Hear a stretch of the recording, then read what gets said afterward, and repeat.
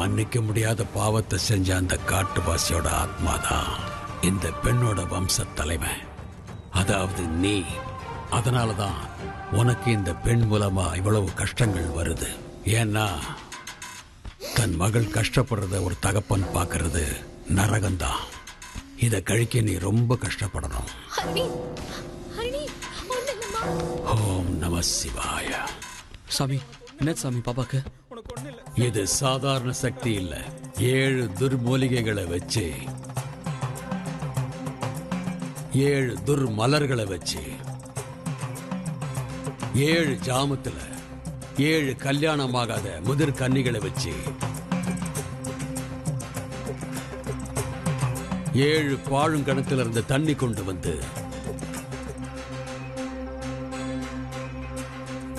7 துராத்மாக்களை, அதாவது துர்மரணம் அடைஞ்ச 7 பிரேதங்களிலிருந்து வெட்டெடுக்கப்பட்ட சதைகளை ஒண்ணு சேர்த்து, இந்த மாதிரி 7 விஷயங்களை வச்சு செஞ்சிருக்கான் இந்த பொம்மைய. 7 குட்டி சாத்தான்களை இந்த செய்வன உருவத்துல ஏவி அதை முறியடிக்க முடியாத சக்தியா உருவாக்கி உங்க வீட்டு நடுப்பகுதியில ஒன்னும், உங்க வீட்டு வாசல்ல ஒன்னும், உங்க வீட்டு சுத்தி 4 மூலைகளையும் ஒவ்வொன்னையும் புதைச்சு அவங்கிட்டையும் ஒன்ன வச்சிருக்கான்.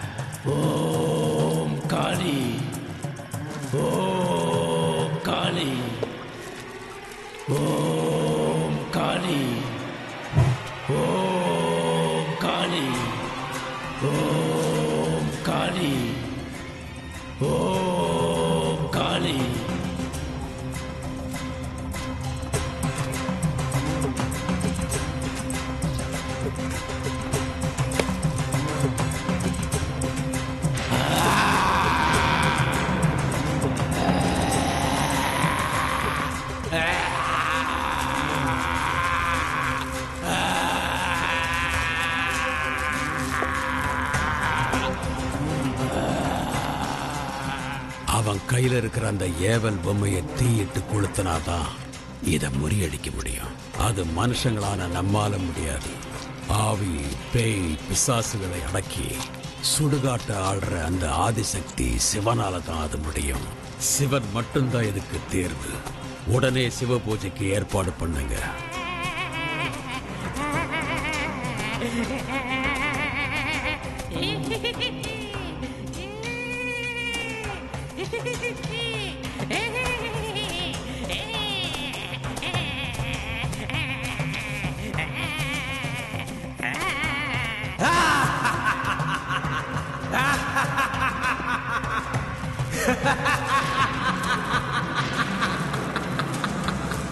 Ha ha ha ha!